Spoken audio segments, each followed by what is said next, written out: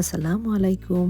দেশ ও বিদেশ যে যেখান থেকে এই ভিডিওটা দেখছেন সবাইকে জানাচ্ছি আমার আন্তরিক ভালোবাসা। আজ তৈরি করেছিলাম আমাদের প্রিয় নবী হযরত মুহাম্মদ সাল্লাল্লাহু আলাইহি সাল্লামের খুবই প্রিয় একটি সুন্নতি খাবার, আর তার নাম হলো তালবিনা। আসলে এর উপকারিতা বা গুণাগুণ যতই বলি না কেন কম পড়ে যাবে। এই তালবিনা হিমোগ্লোবিন বাড়াতে সাহায্য করে, ব্লাড সুগার নিয়ন্ত্রণে রাখে, ওজন নিয়ন্ত্রণে রাখে, হার্ট ভালো রাখে, হজম শক্তি বাড়ায়, সেই সাথে শরীরে শক্তি যোগায়। আমার রেসিপিগুলো যদি ভালো লাগে তবে অবশ্যই সাবস্ক্রাইব করে রাখবেন এবং একটি লাইক দিয়ে ভিডিওটা কন্টিনিউ করবেন আশা করছি। তালবিনা হলো জব বা বার্লি। জব বা বার্লির এই প্যাকেটটি আমি অনলাইন থেকে কিনে এনেছি। আপনি যে কোনো গ্রোসারি স্টোরে এটি পেয়ে যাবেন। তাহলে চলুন রান্নার প্রসেসটা শুরু করি। প্রথমেই একটি বলে 1 কাপ পরিমাণ জব বা বার্লি নিয়ে নিলাম। এবার 1.5 কাপ লিকুইড মিল্ক দিয়ে 2 থেকে 3 ঘন্টা ভিজিয়ে রাখবো। সবচেয়ে ভালো হয় হাতে যদি সময় থাকে তাহলে ওভারনাইট ভিজিয়ে রাখতে পারেন। এবার খুব ভালোভাবে নেড়েচেড়ে মিশিয়ে নিব এবং একটা সাইডে রেখে দিব। এবার তালবিনা রান্না করার জন্য অন্যান্য প্রিপারেশনগুলো রেডি করে নিব। এবার আমি প্রায় 14 থেকে 15টা খেজুর নিয়ে নিয়েছি। আর এই তালবিনা রান্না করার জন্য আমি কোনো প্রকার চিনি বা গুড় ইউজ করব না। এই খেজুরের মিষ্টি দিয়েই তালবিনাটা রান্না করে নিব। প্রথমেই খেজুরের বিচিগুলি ফেলে দেব এবং একটু ছোট ছোট করে কেটে নিব। চেষ্টা করবেন যতটুকু সম্ভব ছোট করে কেটে নিতে। এতে করে তালবিনা রান্না করার সময় খুবই দ্রুত খেজুরটা মিশে যাবে। সবগুলো খেজুর আমি একইভাবে কেটে নিয়েছি। এবার এটা একটা পাশে রেখে দিব। এবার সুন্নতি খাবার তালবিনা রান্না করার জন্য একটি প্যান বসিয়ে তাতে 6 কাপ অর্থাৎ 1.5 লিটার লিকুইড মিল্ক দিয়ে দেব।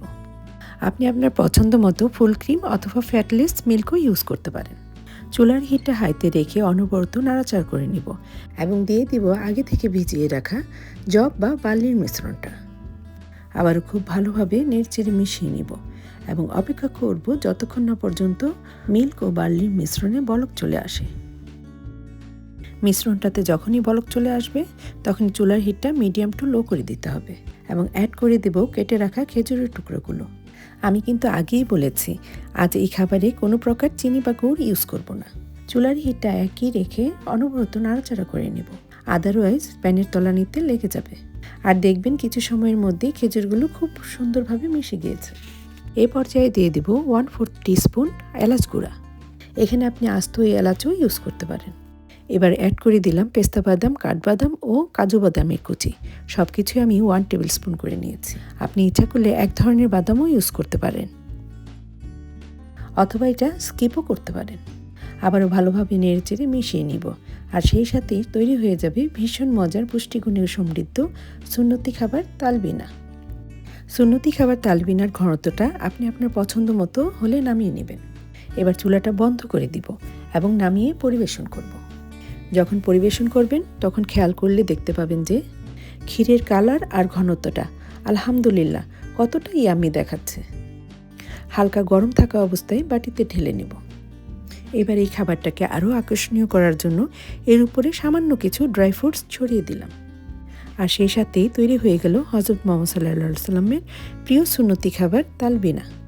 আপনারা কিন্তু অবশ্যই এই রেসিপিটা তৈরি করবেন এবং অবশ্যই কমেন্ট করে জানাবেন স্বাদ কেমন হয়েছিল পুষ্টিগুণে ভরা এই তালবিনার। চলে আসবো যে কোনো হেলদি খাবারের রেসিপি নিয়ে। ততক্ষণ পর্যন্ত সুস্থ থাকুন এবং আমাদের জন্য দোয়া করবেন। আল্লাহ হাফেজ।